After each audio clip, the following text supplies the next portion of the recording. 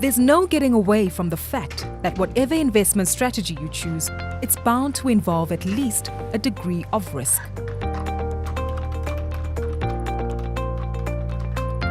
People are often much happier discussing investment returns, but it's essential before you make any investment decision that you fully understand any risk you might be taking. Risk and return are in fact directly related to each other.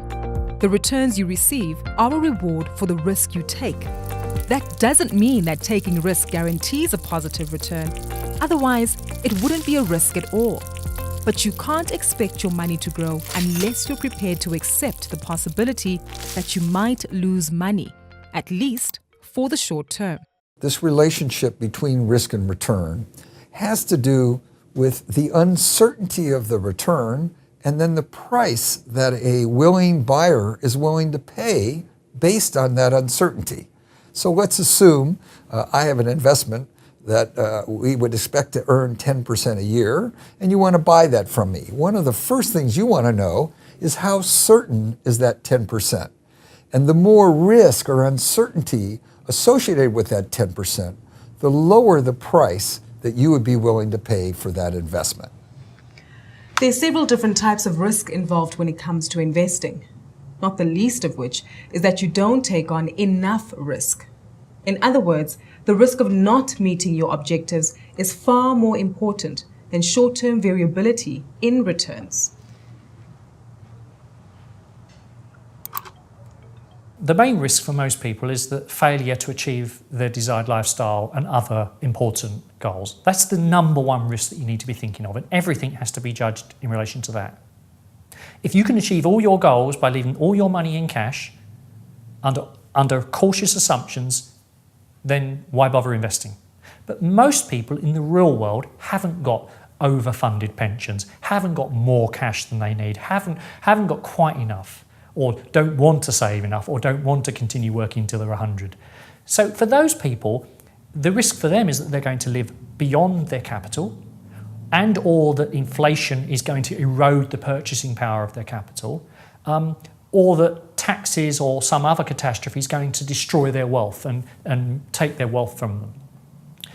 But there are other risks as well. There's risks that you've got your money invested in something or in a bank account or in investments, and there's a fraud and someone runs off with your money, or there's a failure of a financial institution. That's called counterparty risk. And then the other risk, of course, is that you've got illiquid funds, but you need to spend them and you can't get your hands on them, in which case that will force you to actually borrow money and pay someone a premium for doing so. One of the biggest risks investors face is market risk. In other words, the risk that the market will fall heavily and that you need to access your money before it recovers.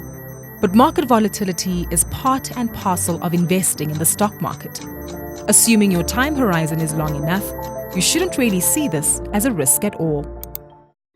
The biggest risk in an individual's life is that they don't have enough money to fund their financial objectives, be it their retirement or their education or even short-term expenses like emergency funds, for example. The risk that an investor will lose capital permanently by investing in the equity market is actually much lower than investors believe. If we look again back at using actual market data, over the last 115 years, if you'd invested for 1 year at any period over the last 115 years, there would have been about a 30% chance that you'd ended up with less than you started. However, the real magic happens when you invest for longer periods of time in the equity market. So investing for a period of 5 years, there really is a less than 10% chance that you would have ended up with less than you started.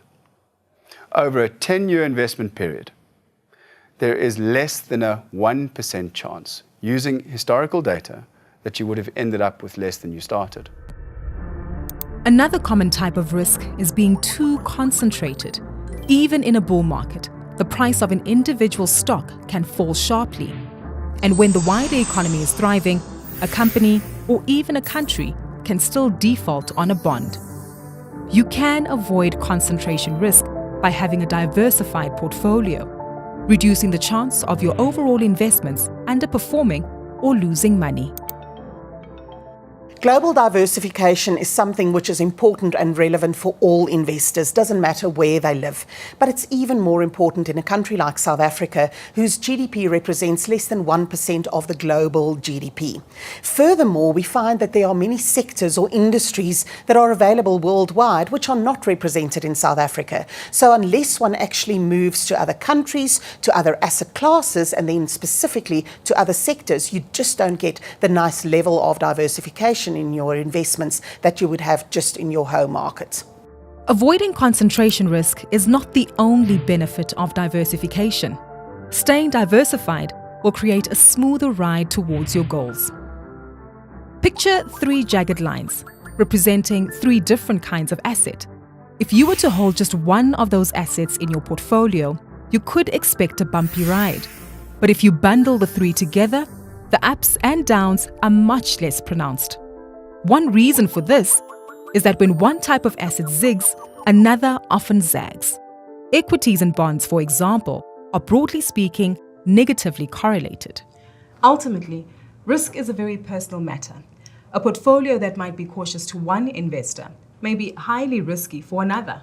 No one should take on more risk than they are comfortable to take, need to take, and can afford to take.